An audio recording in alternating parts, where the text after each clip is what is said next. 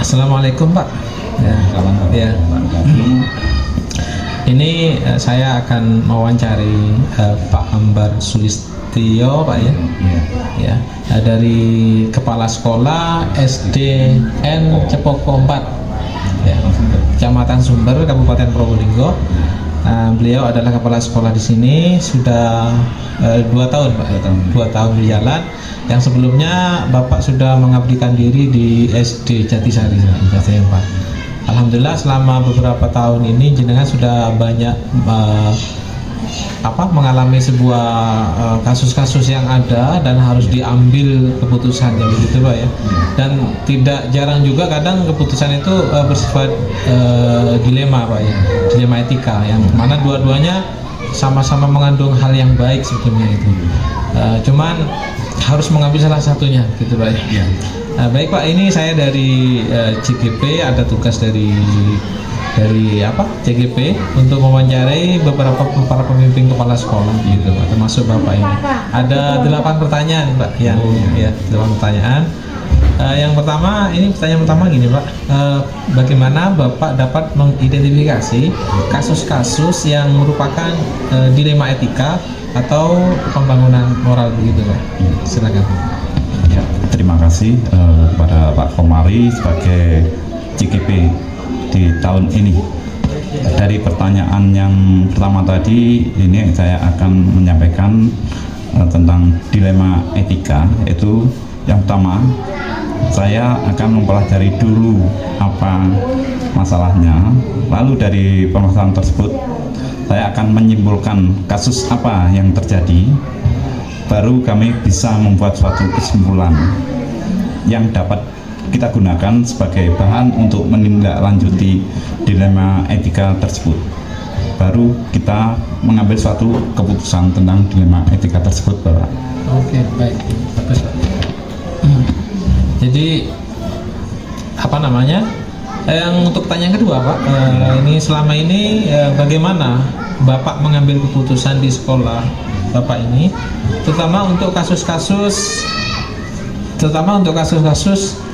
yang keduanya itu sama-sama mengandung nilai-nilai kebajikan, sama-sama baik begitu Pak ya. Bagaimana Bapak mengambil?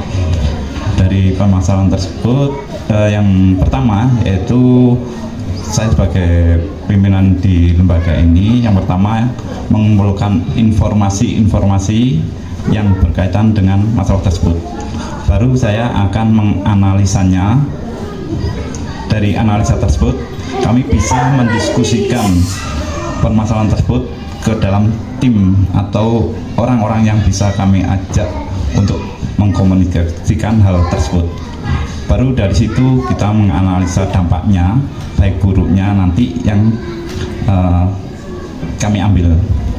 Baru dari situ kami mempertimbangkannya, dampak-dampaknya, dan barulah kami akan buat suatu keputusan.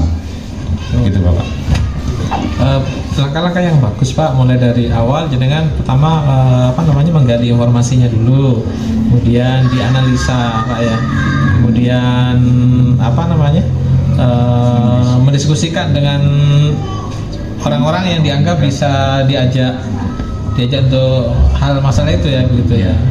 Kemudian dipertimbangkan, baru terakhir itu bisa mengambil keputusan gitu Pak.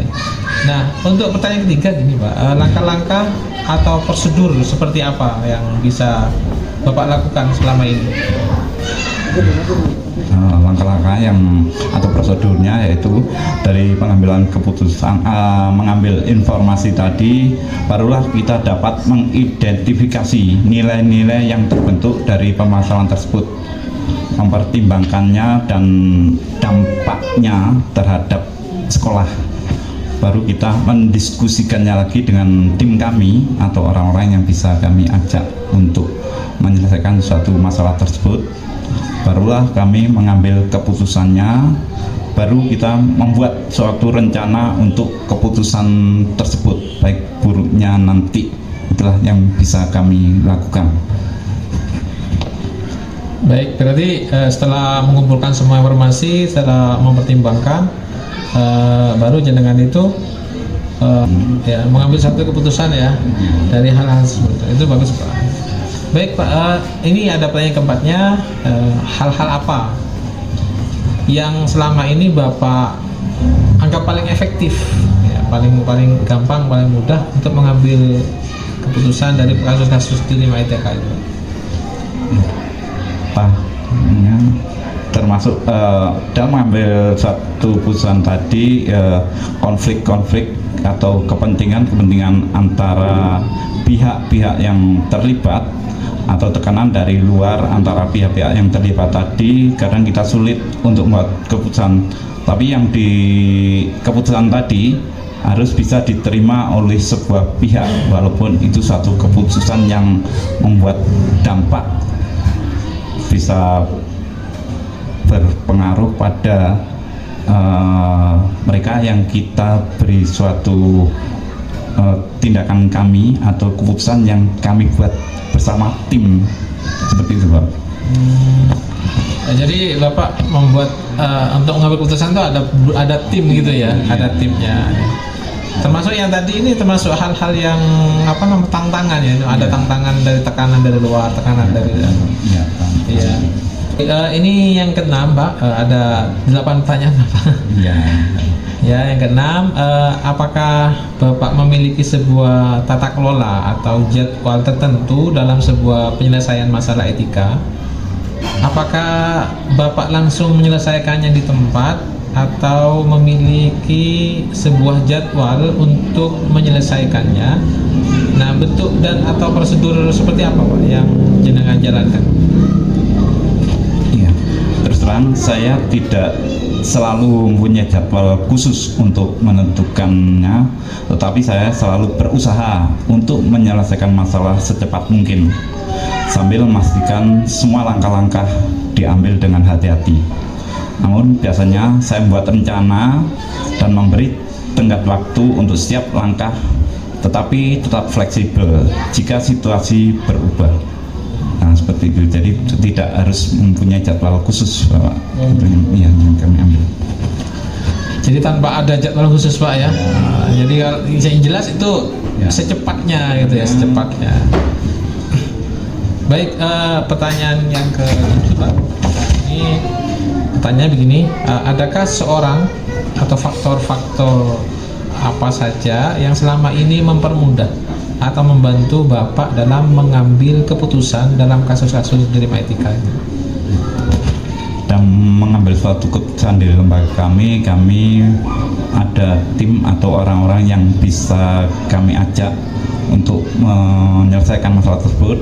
Namun dengan tujuan saya juga harus mengambil keputusan secara pribadi.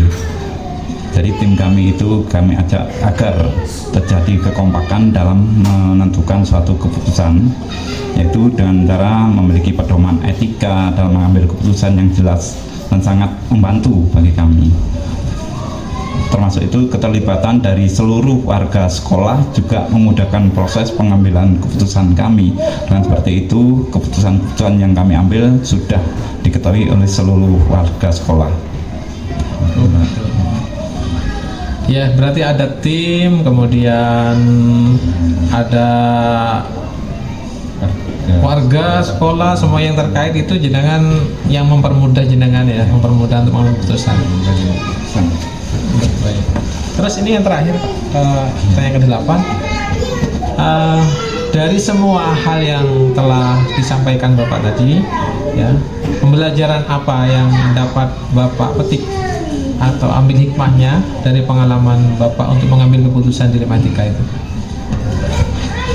Yang saya petik atau saya ambil dari semuanya tadi, yaitu saya bisa belajar dari keterbukaan dan komunikasi di antara kami, dan bagaimana kami menggali informasi dan terjadinya kami bisa menilai kolaborasi di antara kami, seluruh warga sekolah dan tim kami. Lalu keputusan itu berdasarkan nilai dan prinsip yang ada. Lalu kita bisa mengelola emosi secara pribadi, yaitu emosi saya sendiri dalam mengambil suatu keputusan. Itu Bapak. Baik Bapak, terima kasih, ini sudah banyak ilmu yang jenengan berikan kepada saya selaku JGP. Ya, ini ada 8 pertanyaan sudah dijawab dengan bagus dan ini manfaat sekali bagi saya Pak. Untuk mungkin ke depan bagi saya kalau menghadapi sebuah dilema etika itu, ilmu yang jenengan sampaikan saya itu bisa saya ambil itu Pak. Terima kasih banyak Pak waktunya gitu ya. Sudah memberikan waktunya dan mohon maaf ada hal yang kurang enak dari saya. Gitu Pak ya. Ya. Sama-sama Kak Komari sebagai peserta CGP di angkatan 10. Ya, itu hanya apa yang bisa saya sampaikan dan itu adalah mungkin bisa sedikit membantu Bapak sebagai calon atau CGP angkatan 10 ini bisa sebagai bekal nanti bila Bapak sudah lulus dan insya Allah kan nanti di CGP akan bisa menjadi sebagai seorang pimpinan.